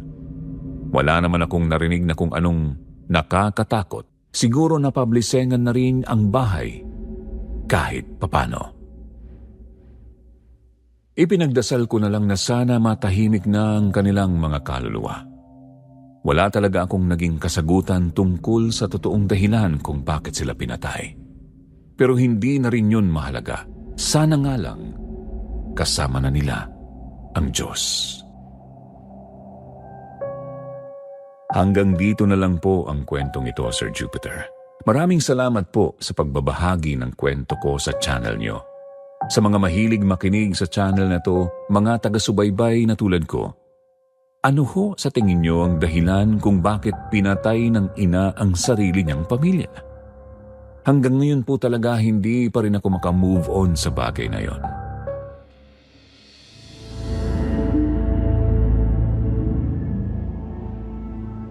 Ako nga po pala si Linda. Lagi po akong nakikinig ng mga horror stories ninyo. At meron po akong narinig na kahawig ng nangyari sa akin noong nagtatrabaho pa ako sa Quezon City noong December 2021. Nakapasok po ako doon kasi nangailangan ng bagong tauhan ang mga amo ng pinsan kong si Hana. Ang magiging trabaho raw po ay gumawa ng mga canvas tote bags. 4 po kaming lahat na mga tauhan doon. Ako, ang pinsan kong si Hana, tapos sina Ate Kat at Ate Bea. Ang bahay po ng mga amo namin ay nasa 3rd floor ng isang condominium. Sa loob po ng unit may 2 kwarto. Isa sa baba at isa sa taas. May alaga rin po silang isang asong napakalaki. Sa katunayan po ay noon lang ako nakakita ng ganoon kalaking aso sa kanila. Unang pagpasok ko pa lang sa bahay ng mga magiging amo ko ay medyo kinilabutan na po ako sa di ko malamang dahilan. Dumiretso po kami sa 2nd palapag ng unit kasi doon po ang working area. At agad kaming nagsimula sa mga gawain. Napapaisip nga lang talaga ako kasi ganoong kilabot talaga ang nararamdaman ko tuwing pumapasok ako doon. Pagkalipas ng 3 linggo ay naghanap po ulit ng bagong tauhan ang amo namin. Ipinasok naman po ni Hana si Ate Melin na asawa ng isa pa naming pinsan. Kaya naging 5 na kaming tauhan doon. At gaya po ng nararamdaman ko kapag papasok sa bahay ng amo namin, ganoon din daw ang nararamdaman ni Ate Melin. December 18, kinausap po kami ng mga amo namin na kung pwede ba raw kaming magstay in ng 4 na araw sa kanila. Sobrang dami na po kasi ng rush order dahil nga peak season ang Pasko. Hanggang December 21 po kami doon, tapos wala muna kaming pasok para sa Christmas break. Pumayag naman po kami para rin matapos lahat ng mga pending orders. Maliban na lang po kay Ate Bea na buntis noong panahong yun. Kaya 4 lang po kaming nagpaiwan. Ako, si Hana, si Ate Melin at Ate Kat. Ang plano po namin noon, sa umaga matutulog ang mga amo namin. Sina Ate Melin at Ate Kat naman ay 6 p.m. hanggang 1 a.m. ang pahinga. Habang 1 a.m. to 6 a.m. naman kami ni Hana. Sa unang gabi ay wala naman pong naging problema. Sa 2nd gabi naman, magkasama kami ni Hana na bumaba at ginising sina Ate Kat at Ate Melin para kami naman ang matutulog. Nakatulog naman po ako pero nagising din dahil sa lamig ng aircon. Tapos pupunta sana ako ng banyo. Madilim po sa kwarto noon kasi pareho kami ni Hana na hindi sanay matulog ng bukas ang ilaw. Ngunit naaaninag ko naman si Hana na nakatalukbong ng kumot. Nang nasa banyo na ako ay nakarinig ako ng iyak ng isang baby. Inisip ko noong una nang gagaling ang iyak sa may sala ng unit ng mga amo ko. Pero nang pakinggan ko itong maigi, nagmumula pala ito sa labas ng bahay. Kaya naisip kong baka may baby sa kalapit na bahay at umiiyak ito. Paglabas ko ng banyo, natanaw ko agad ang sala. Doon, nakita ko pong may nakaupo sa may sofa. Nakataas po ang mga paa nito at nakayuko. Bali nakasubsob ang mukha sa mga tuhod. Tinawag ko ito kasi akala ko si Ate Kat. Kinalabit ko pa nga po ngunit hindi naman ako pinapansin. Kaya hinayaan ko na lang at dumiretso na ako sa kwarto. Nakita kong nakahiga at nakatalukbong pa rin ang kumot si Hana kaya nagtalukbong na rin ako at natulog. Maya-maya ay naramdaman ko pong bumangon si Hana. Naisip kong baka magbabanyo rin. Hinayaan ko na lang tapos natulog na ako ulit. Pasado 6:00 po nang magising ako kinaumagahan. Nasa second floor na po si Hana at nagtatrabaho na. Tinanong ko si Ate Kat kung anong ginagawa niya sa sofa kagabi. Kako, bakit hindi na lang siya natulog doon sa kwarto? Nagtaka naman po si Ate Kat kasi hindi naman daw siya bumaba at natulog sa sofa. Sabi niya baka nananaginip lang daw ako noon. Napaisip nga po ako kung sino ba yung nakita ko. Pero binaliwala ko na lang. Napakarami pa po kasi naming gagawin at wala na kaming oras para magkwentuhan. Pagsapit ng bandang 3:00 ng hapon, nagpaalam ang mga amo namin na mamimili lang daw sila ng mga materyales. Sinabihan din nila kami na matulog ng 4:00 ng hapon nang sa gayon ay magdamag kaming makapagtrabaho pagkabalik nila. Yun nga po ang ginawa namin, Sir Jupiter. Kumain lang kaming 4 tapos ay sabay-sabay nang natulog. Kami ni Hana sa isang kama habang sina Ate Kat at Ate Melin naman sa kabila. Bandang 9:00 po ng gabi nang magising ako kasi gusto kong magbanyo. Nakarinig din ako ng tahol ng aso ng mga amo ko na parang gustong makapasok sa kwarto. Nakita kong tulog pa si Hana at ang iba pa naming mga kasama. Pawang mga nakatalukbong ng kumot ang tatlo. Hindi ako nahirapang bumangon kasi nasa sulok ng kama si Hana, samantalang nasa bukana lang ako. At dahil madilim, kinakapa ko lang ang switch ng ilaw pagkalabas ko ng kwarto. Subalit, natigilan ako nang may nahawakan akong malamig na kung anong bagay bago nagpatuloy sa pagkapa ng switch. Sir Jupiter, bigla po akong napasigaw ng malakas dahil nang binuksan ko ang ilaw ay siya ring pagdamba ng malaking aso sa akin. Lalo rin po akong nagulat nang marinig kong magsilabasan ang mga kasama ko mula sa kwarto ng second floor. Nanlaki ang mga mata ko at nagtanong, "Di ba nandito kayo at tulog pa sa kwarto? Paano nandyan na kayo?" Kinilabutan akong lalo nang sinabi ni Ate Kat na kanina pa raw sila doon sa may second floor. Hinayaan lang daw muna nila akong matulog kasi ayaw ko raw magising. Dagdag tanong ko naman kung sino ang mga kasama ko sa kwarto kung ganoon.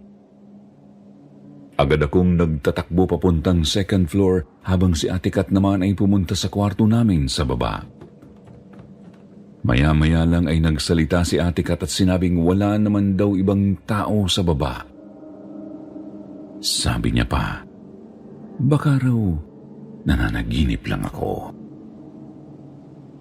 Di ko na po nasabi sa kanila ang mga gusto kong sabihin noon dahil dumating na po ang mga amo namin. Buong gabi rin kasi kaming gumawa ng mga orders noon. Kinaumagahan nang sabay-sabay na kaming natulog at nagising ako ng bandang tanghali. Umakyat naman kami agad sa taas para tapusin ang mga konting natitirang gawain. At doon bigla akong nakarinig ng boses ng isang matandang nagsasalita. Animoy, nagdadasal ng mabilis, ngunit malabo, kaya hindi ko naiintindihan. Napatingin ako kay Ate Melin na halos katabi ko lang. Halos sabay pa kaming napatanong kung narinig ba namin ang boses. Kinilabutan po kami at parang ayaw na naming ituloy ang panghuli na sana naming gabi doon. Uuwi na kasi kami dapat kinabukasan eh. Kaya ang ginawa namin, binilisan na lang namin ang pagtatrabaho hanggang sa natapos nga namin ang lahat ng orders ng maghating gabi. Sinabi agad namin sa mga amo namin na ihatid na kami pauwi. Subalit dahil nga po hating gabi na, sinabihan kaming bukas na kami umalis. Wala naman kaming magawa kasi wala na rin kaming masasakyan ng ganoong oras. Kaya natulog na lang kaming 4 doon sa second floor habang ang mga amo naman namin ay sa baba. Agad naman kaming nakatulog nang managinip ako ng nakakatakot. Nagising daw ako bandang 3:00 ng madaling araw tapos narinig kong may kumakatok ng napakalakas sa pinto. Ginigising ko ang mga katabi ko para sila na ang magbukas, ngunit walang tumutugon sa akin. Napilitan akong bumangon at buksan ang pinto pero wala namang tao. Lumabas ako sa may hallway at papunta na sana sa may hagdan nang may biglang humila sa akin papasok sa kabilang unit. Hindi ko makita ang mukha ng humihila sa akin basta ay pinipilit niya akong pumasok sa isang kwarto. Noong papasok na sana ako, nagulat ako nang may dumampi sa mukha ko. Napakalakas at masakit. Napadilat ako at nagtaka nang sabihin ni Hana na kanina pa raw nila ako tinatawag. Para raw kasi akong naglalakad habang tulog eh. Akala ko talaga tulog ako noon at panaginip ko lang ang lahat. Sir Jupiter, sinabi ko sa pinsan ko na uuwi na ako dahil hindi ko na kaya ang mga nararamdaman ko. Natatakot na ako para sa sarili ko. Nagsabi kami sa amo namin at agad-agad na may pumayag na silang ihatid kami. Pagka-uwi, nakatulog na agad ako ng mahimbing at wala nang kakaibang nararamdaman. Kinabukasan, nakita kong nakatambay si Hana at Ate Melin sa labas ng bahay namin. Nagkwekwentuhan sila at narinig kong tungkol sa bahay ng mga amo namin ng pinag-uusapan nila. Sumali ako sa usapan nila at sinabi kong iba nga talaga ang pakiramdam ko roon. Para bang laging may nakatingin sa akin. Ganoon din daw ang nararamdaman ni Ate Melin doon sa bahay na yun. Sabi naman ni Hana, palagi rin daw siyang may naririnig na bumubulong-bulong sa loob ng CR. Tinanong ko naman si Hana kung bakit ba lagi siyang nakatalukbong noong kami lang ang natutulog sa kwarto. Tanong ko rin kung nakita rin ba niya si Ate Kat doon sa may sofa noong oras na yun. Kita ko pong nagulat at kinilabutan si Hana sa sinabi ko. Sabi niya, "Uy, gagi, noong magkasama tayo dapat na matutulog, di ako makatulog kasi ang ingay ng hilik mo. Kaya umakyat na lang ako sa taas. Ikaw lang mag-isa sa kwarto noon." Sir Jupiter, Napamura ako sa sinabi ni Hana. Takot kong tinanong na kung hindi siya yun, sino yung kasama ko? Doon na po nagkwento si Hana na may nasabi raw ang isang dating katulong sa katabing unit ng kondo. May isang pamilya raw dati na nakatira sa mismong unit na tinitirhan ng mga amo namin ngayon. May isang dalagitang anak daw ang naroroon na may special needs o kapansanan sa pag-iisip. Napakahilig daw nitong magtago sa kung saan-saan.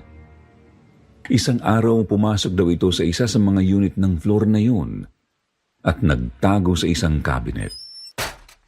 Di niya sinasadyang mailak ang cabinet kaya hindi nakalabas. Ilang araw siyang hinanap ng kanyang mga magulang hanggang sa may naamoy na silang masangsang noong 5 araw. Nanggagaling ito sa isang bakanting unit. Tiningnan ng may-ari ng kondominium ang nasabing unit at doon nila nakita ang naaagnas ng bangkay ng dalagita. Sir Jupiter, matagal na raw po nangyari ang nasabing insidente. Naikwento rin daw ito sa mga amo namin pero hindi naniwala ang mga ito.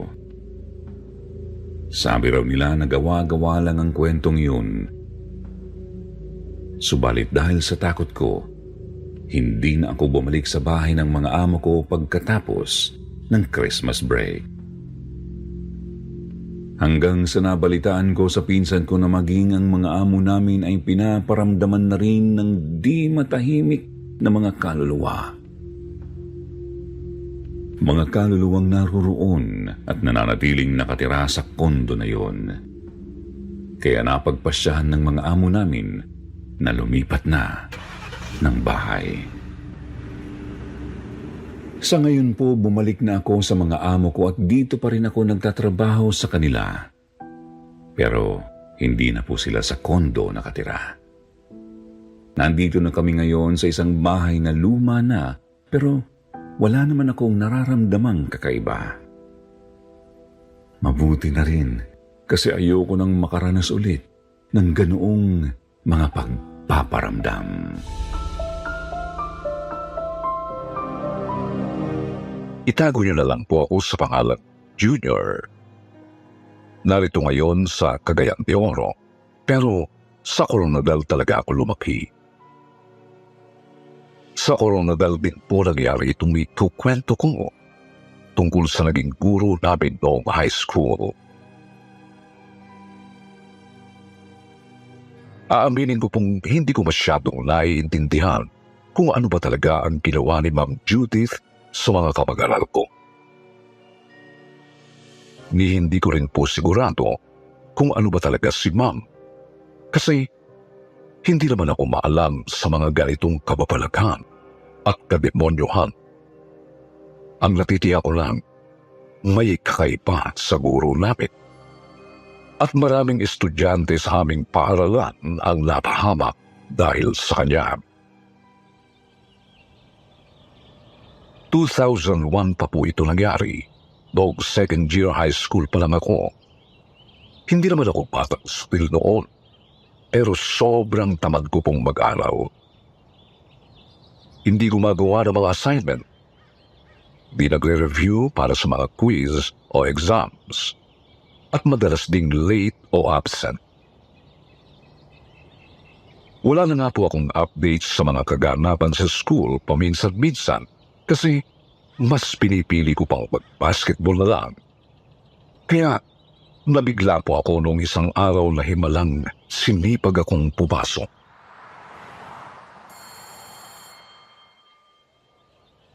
Kita ko po kasing may ipinagbago sa classroom namin. Una kong napansin, Sir June, ang light purple na kurtina sa malalaking mga bintana ng classroom. Tapos, marami ring purple decor sa paligid. Gaya na lang ng cover ng teacher's desk.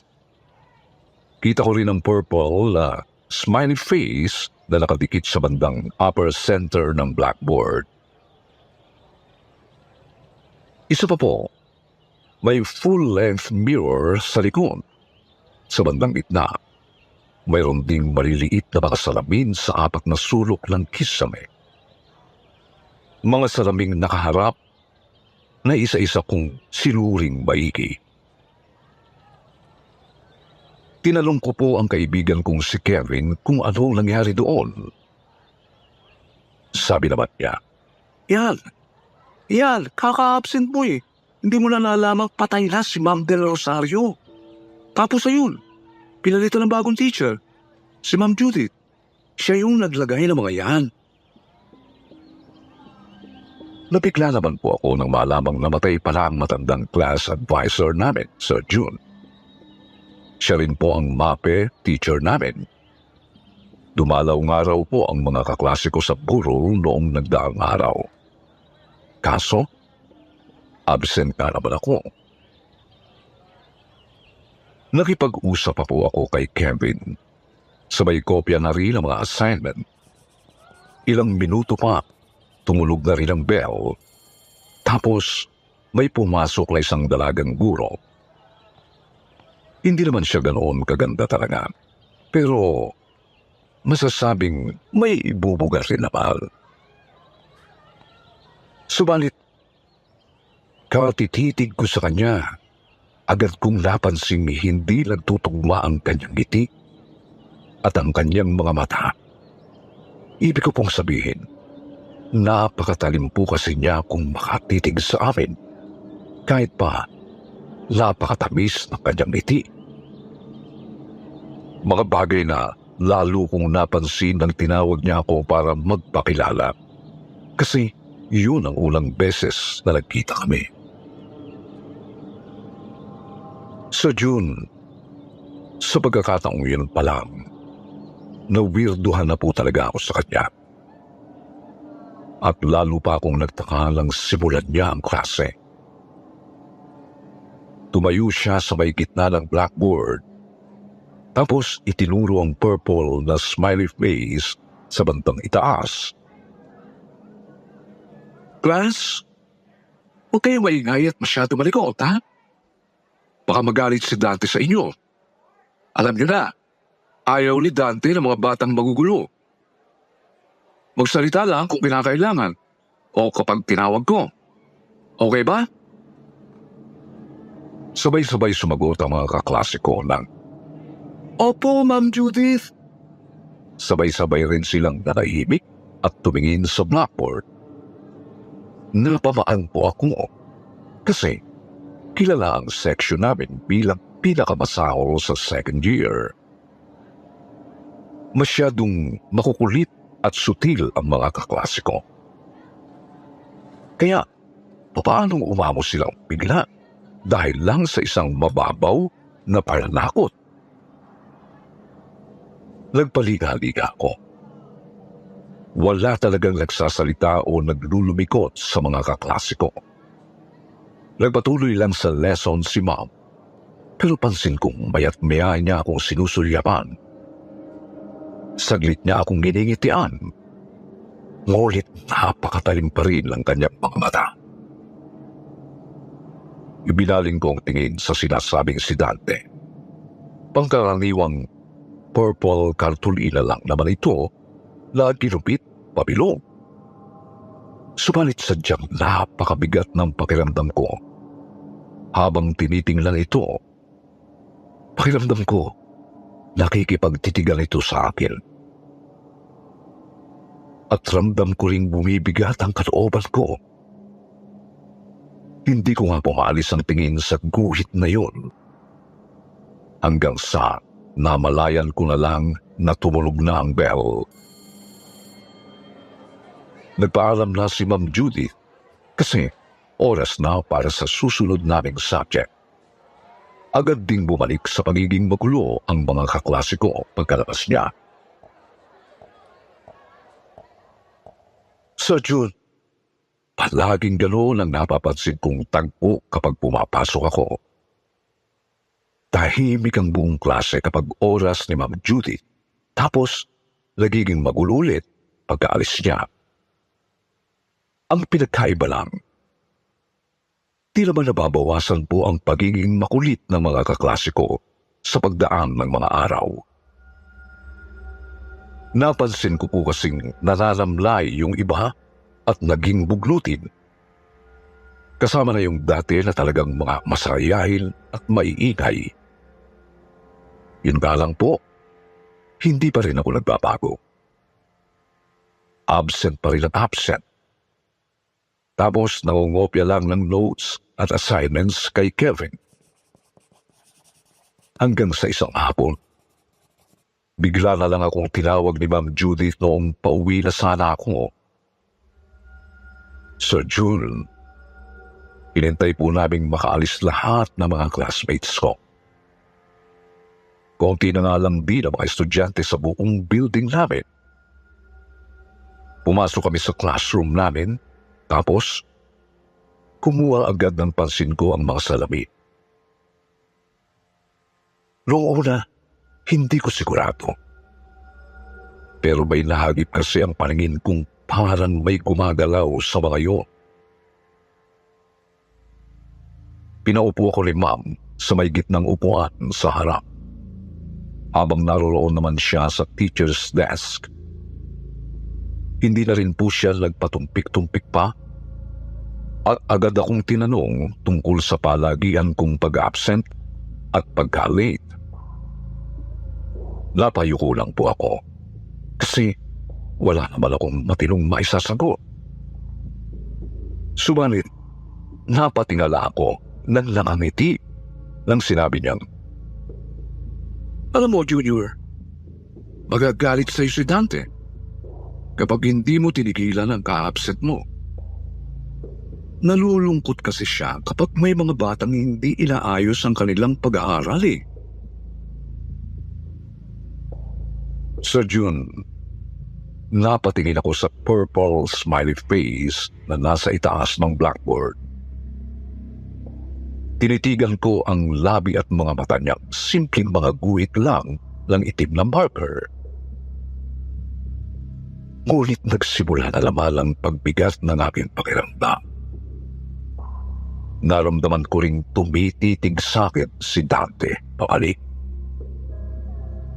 Tuloy-tuloy sa pagsasalita si Ma'am Judith. Paulit-ulit niyang sinasabing kailangan kong pumasok araw-araw bilang isang mabuting estudyante.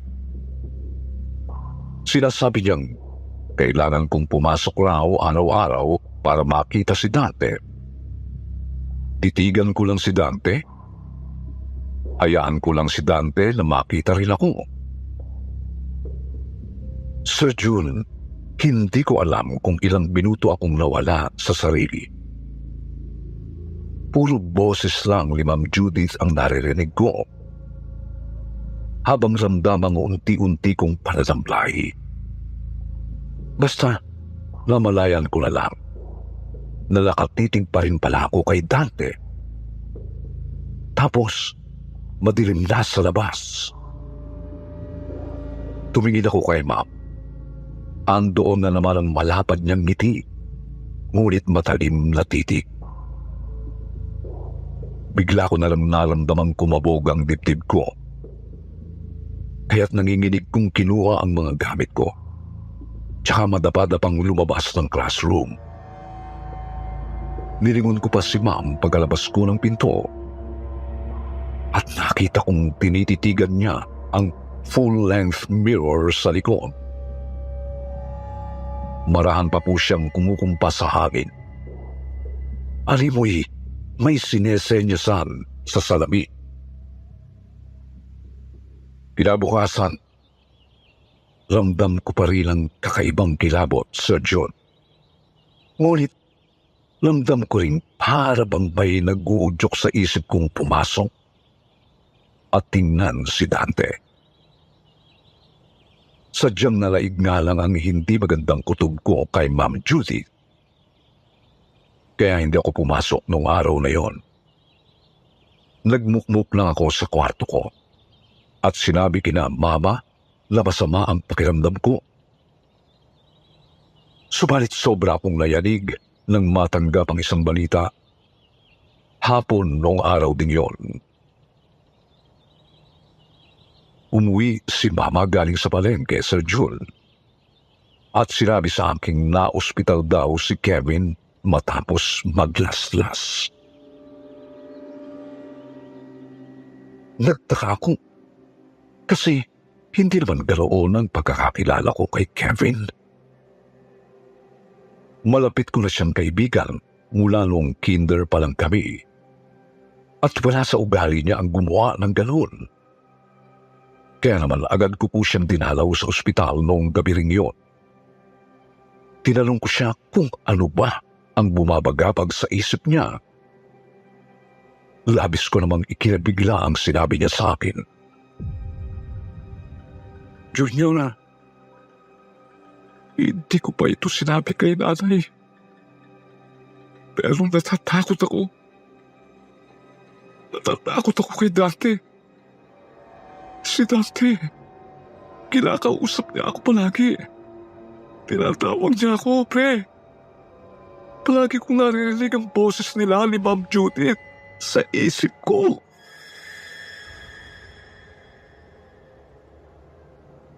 Kita ko po kung papaano manginig ang kaibigan ko habang sinasabi yun. Maski ako, kinakabahan din. Kasi ramdam ko na rin may kakaiba talaga sa bago naming guro. At sa kagustuhan kong malaman kung anong mayroon kay Ma'am Judith, napagpasyahan kong pumasok sa sumunod na araw. Sa June, pagkapasok ko sa classroom kinabukasan, kakaibang lungkot agad ang bumungad sa akin. Makulit at maingay pa rin yung iba, pero hindi ganoon kagulo. Diniguri lang bulong-bulungan tungkol kay Kevin. At narinig ko ring may iba pa palang nagtangkang magpakamatay. At ang pinakamalala, may dalawa pala talagang natuluyan. Nagbigti ang isa. Samantalang uminom naman ng lason yung ikalawa. Napalingon ako sa smiley face drawing na nasa ibabaw ng blackboard. Kumabog na naman ang dibdib ko. Kaya't napayuko na lang ako sa kinauupuan ko. Makalipas ang ilang minuto, dumating na si Ma'am Judith. At sinabi na naman sa klase na huwag maging magulo. Tahimik uli ang mga kaklase ko. Akala ko po noon, magsisimula na siya sa lesson noong araw. Ngunit, nagulat ako nang tinawag niya ako at galit na tinanong kung bakit umabsent na naman ako. Galit niyang sinabi, Bobo ka na nga. Napakatamad mo pa. Kutong lupa ka. Paano ka magiging karapat-dapat para kunin ni Dan? Kita ko pong natigilan si Ma'am Judith at nanlaki ang mga mata.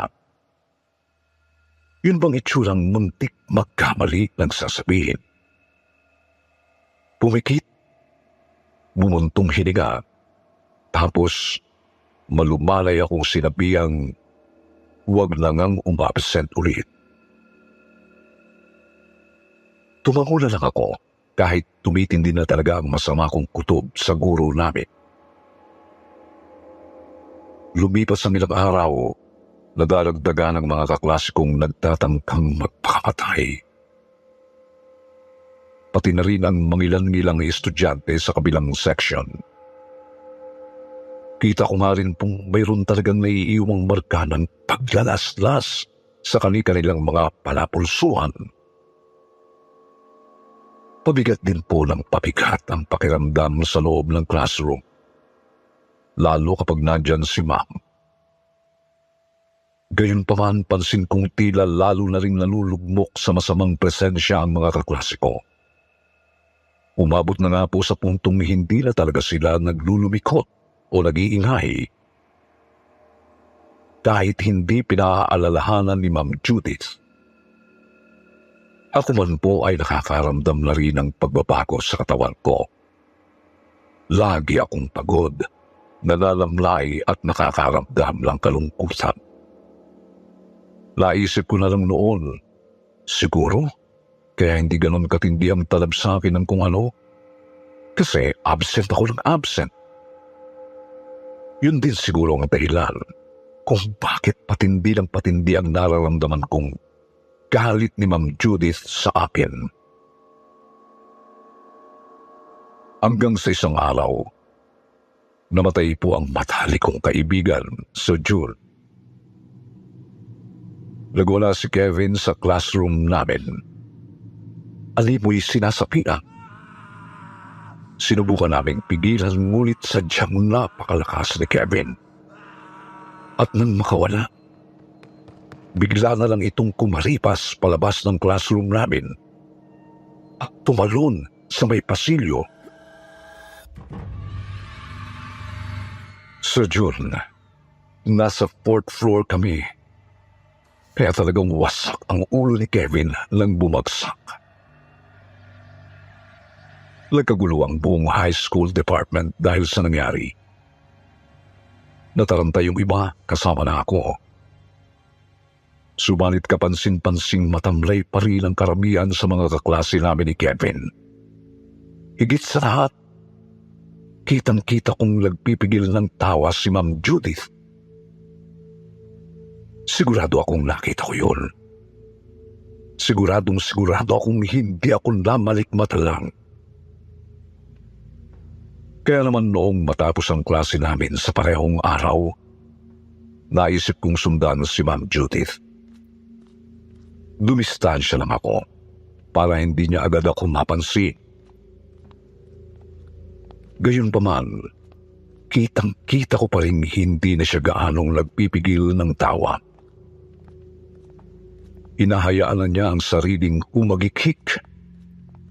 Nang mapaliko sa isang eskinita, nakita ko na siyang tuluyang humalakhak. Nang mahimasmasan, naglakad pa ng naglakad si Ma'am Judith. Sunod lang din ako ng sunod. Hanggang sa nakita kong pumasok siya sa isang bahay. Doon ako tumalikod at umuwi. Habang pinag-iisipan ang susunod kong gagawin. Ang mahalaga sa akin noon, alam ko na kung saan nakatira si Ma'am Judith. Lang sumunod na araw, maaga po akong lumabas ng bahay at dumiretso sa tapat ng tinutuluyan ni Ma'am Judith. Dala ko sa bagang ilang screwdrivers upang magamit sa binabalak ko. Nalaman kong isa pala itong boarding house. Nagmasid-masid pa ako. Hanggang sa nakita ko ang pintanang may purple na mga kortina. Siguradong-sigurado kung iyon ang kwartong tinutuluyan ni Ma'am. Ilang minuto pa po, nakita kong lumabas na rin si Ma'am Judith at naglakad palayo. Halatang papasok na yun sa eskwelahan. Naghintay pa ako ng ilang minuto bago maingat na pumasok sa nasabing boarding house. Sir June, kabado na ako noon. Kasi baka may makakita sa akin. Ilang ulit pa akong muntik mahuli ng isa pang tagaroong naglalakad palabas. Hanggang sa marating ko rin ang hinihinala kong pinto sa kwarto ni Ma'am Judith. Paano ko nalamang iyon ang kwarto ni Ma'am? Kasi may nakadikit sa pinto na isang purple na kartulilang ginupit pabilog. Yun nga lang, imbis na smiley face, kakaibang mga simbolo ang nakaguhit sa loob. Naramdaman kong may nakatitig sa akin nang tumayo ako sa harap ng pinto. Kaya't lalong kumabog ang dibdib ko. Suwalit, inisip ko si Kevin. At inisip ang pakay na malaman ng lihim ng guro namin. Doon ko nilakasan ang loob at maingat na sinimulang sirain ang doorknob gamit ang screwdriver. palingon-lingon. Kasi baka mahuli ako ng ibang boarder o ng landlord. Hanggang sa nasira ko nga po ang doorknob. Maingat kong binuksan ang pinto at agad sumalubong sa akin ang amoy asupre mula sa kwarto. Binuksan ko pa ng tuluyan ang pinto hanggang sa tumambad sa akin ang kakaibang silid ni Ma'am Judith. May mga pentagram at iba pang simbolong nakaguhit sa sahig. Tapos meron ding malalaking salamin sa bawat sulok. Marami ring nakasinding malalaking mga kandilang pawang kulay purple.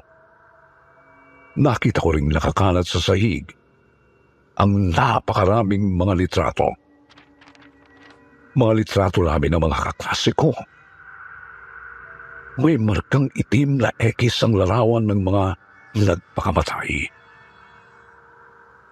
Kasama na ang larawan ni Kevin. Doon pa lang, kinikilabutan na talaga ako ng gusto sa Jule. Subalit sa kagustuhan kong maintindihan ang nangyayari, ibinaling ko ang pansin sa isang makapal na itim na libro sa ibabaw ng kama ni Ma'am. Nauubo na ako noon dahil sa amoy asupre na humahalo sa hangin. Binuksan ko ang libro at nabasa ang salitang Dantalion. Noon din ay naramdaman ko ulit na may nakatitig sa akin. Ngunit wala namang ibang tao sa loob ng silid. Gayunpaman, napansin kong may manipis na usok na lumalabas sa mga salaming nasa 4 na sulok ng kwarto. Tinitigan ko ang isa sa mga salamin at halos malaglag ang kaluluwa ko nang makitang may mga matang nasa loob nito. Nalilisik at kulay ubi lang ang mga ito. Ngunit ramdam na ramdam kong nakatitig ito ng matalim sa akin. Gusto ko pa sanang basahin ang nilalaman ng libro, Sir June. Pero talagang tinatalo na ako ng hilakbot. Nabitiwan ko ang aklat. Tsaka mabilis akong kumaripas papalabas ng silid. Dali-dali rin akong tumakbo papalayo sa boarding house. Nagtatalo ang isip kong kung uuwi ba ako o pupunta ng eskwelahan. Hanggang sa napadaan na ako malapit sa paaralan. Bandang 10:00 na po ng umaga yon. Agad kumuha sa pansin ko ang tila kaguluhang nangyayari sa loob. Naglalabasan ang mga estudyante at guro. May mga ambulansya rin at ilang kotse ng mga pulis. Kita kong may binubuhat na mga estudyante ang ilang medic at pulis papunta sa ambulansya. At nakilala kong pawang mga kaklas kong mga ito. Kinabahan ako at nabahala para sa mga kaklase ko. Lumapit ako at nagtanong sa gwardya kung ano ba ang nangyayari. Sinabi niya sa akin nagwala raw ang mga estudyante sa buong section namin. Takot na takot daw ang mga ito. Tapos, paulit-ulit isinisigaw na kukulin daw sila ng demonyo. Kukulin daw sila ni Dante. Kukulin daw sila ni Dantalion. Sir June, simpleng nagwala at nanginig ang karamihan sa mga kaklase ko. Subalit, may iba ring hinibatay at ang pinakamalala, 6 sa kanila ang bigla na lang bumulagta at tuluyang nalagutal ng hininga. Gusto ko po sanang pumasok para makita ang mga kaklase ko. Kaso pinigilan ako ng gwardya. Nagpalinga-linga ako hanggang nakita ko si Ma'am Judith. Patagong pumupustrit palabas ng gate. Lalapitan ko sana pero bigla siyang lumingon sa akin at napakalapad ng ngiti natigilan ako sa kinatatayuan ko. Lumapit siya sa akin at sinabing, Kung ako sa'yo, hindi na ako mangingialam. Mabuti nga at bulakbol ka. Kaya hindi ka makakasama sa mga dadalhin sa impyerno. Sir Jun, naistatwa ako sa mga narinig ko, lalo pa noong tatawa-tawang naglakad si Ma'am Judith papalayo.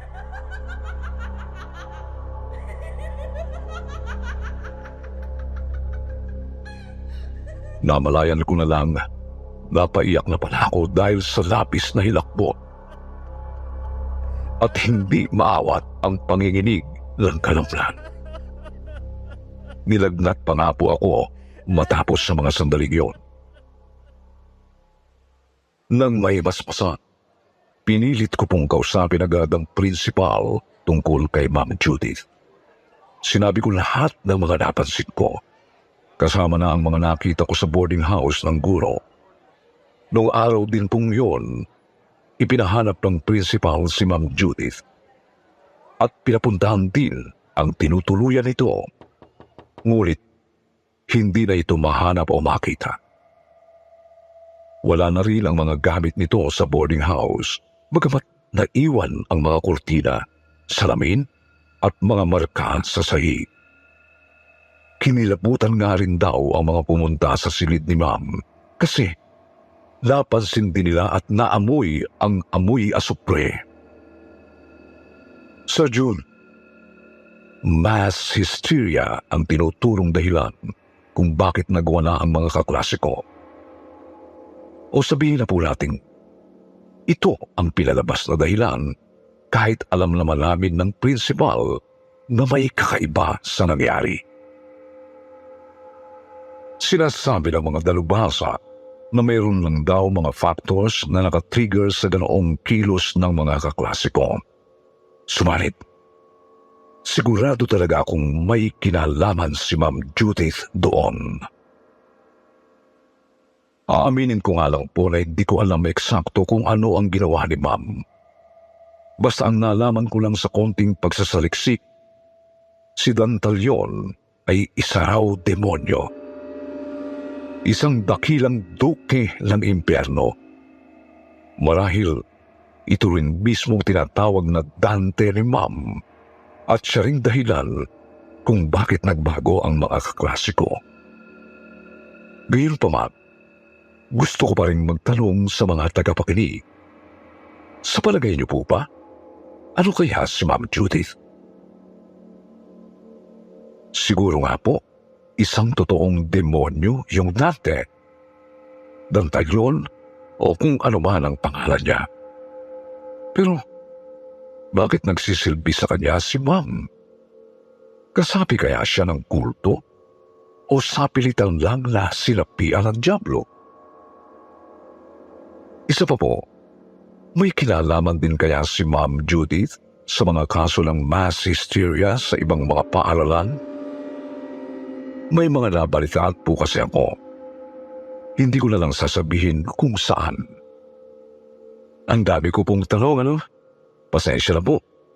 Siguro, i-comment nyo na lang ang inyong mga palagay at nang-mabasa ko po. Hanggang dito na lang po, Sir Jun. At maraming salamat sa pagkakataon.